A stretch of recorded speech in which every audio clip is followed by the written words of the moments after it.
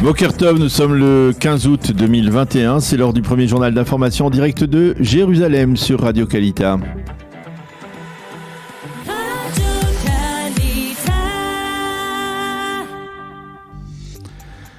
Et nous commencerons ce premier journal d'information par les dernières données de l'épidémie. Hier soir, Naftali Bennett a publié un communiqué dans lequel il prend l'engagement de tout faire pour qu'il n'y ait pas de nouveau confinement. Nous n'irons vers le confinement qu'en dernier recours, a dit Naftali Bennett. Les confinements sont destructeurs pour notre économie, pour les salaires et pour nos enfants, a précisé le Premier ministre. Ceci étant, des milliers d'Israéliens se sont fait injecter la 3e dose du vaccin Pfizer. Il s'agit d'Israéliens de plus de 50 ans, mais l'on estime que d'ici la fin de la semaine débutera en Israël la vaccination des plus de 40 ans.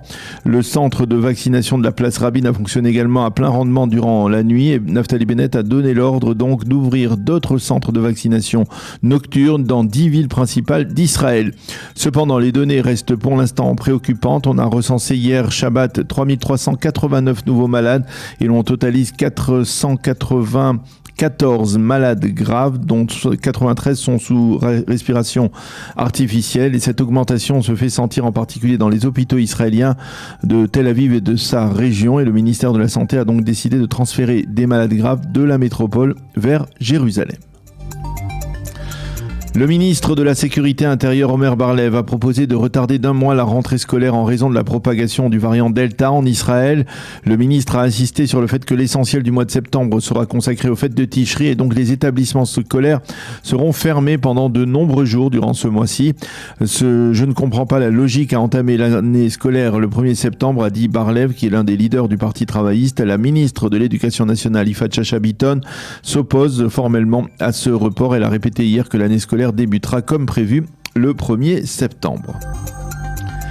La crise s'amplifie entre Israël et la Pologne. Hier, le président polonais Andrzej Duda a ratifié la loi très controversée interdisant toute restitution de biens spoliés aux Juifs durant la Shoah.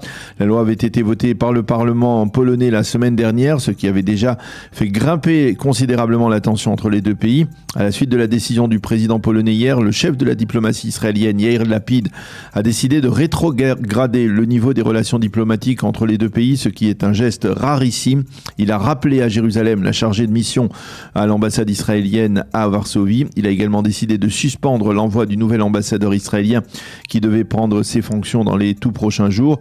Et ce n'est pas tout. Dans un communiqué, Yair Lapid a même demandé à l'ambassadeur de Pologne en Israël, qui est actuellement en vacances dans son pays, de ne pas revenir pour l'instant en Israël. Nous lui conseillons d'utiliser le temps libre qu'il aura pour expliquer aux Polonais ce que la Shoah représente pour les Israéliens et comment nous ne pouvons tolérer le moindre mépris pour la mémoire des victimes, a déclaré le chef de la diplomatie israélienne. Quant à Naftali Bennett, il a également réagi hier soir à cette décision. Il s'agit là d'une décision honteuse pour la mémoire de la Shoah, a affirmé le Premier ministre israélien. C'est aujourd'hui que près d'1 millier de commerçants palestiniens de la bande de Gaza seront autorisés pour la première fois à pénétrer en territoire israélien. Ils passeront la frontière au poste d'Erez. De même, c'est aujourd'hui que reprendra l'exportation de produits palestiniens de Gaza vers le territoire israélien. La marchandise sera acheminée via le poste de Kerem Shalom. L'annonce a été faite hier soir par le coordinateur de l'action du gouvernement israélien dans les territoires, le général Hassan Alian. Le porte-parole du Hamas a réagi à ces développements en affirmant que ces allègements n'étaient pas suffisants. Il a exigé que l'on revienne à la situation d'avant l'opération Gardien du Mur.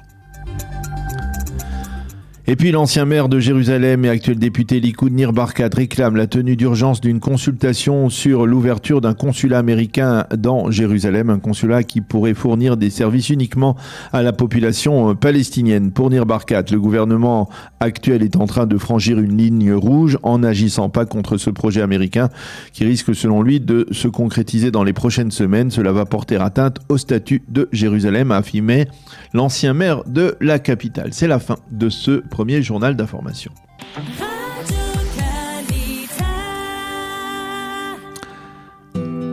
La météo, bien entendu, comme cela va de soi en plein mois d'août, et le temps est très chaud et sec, même plus chaud que la moyenne saisonnière. Les températures resteront élevées par rapport à la moyenne saisonnière. Il fera 31 degrés à Jérusalem aujourd'hui, 32 à Tel Aviv et 40 degrés à Eilat.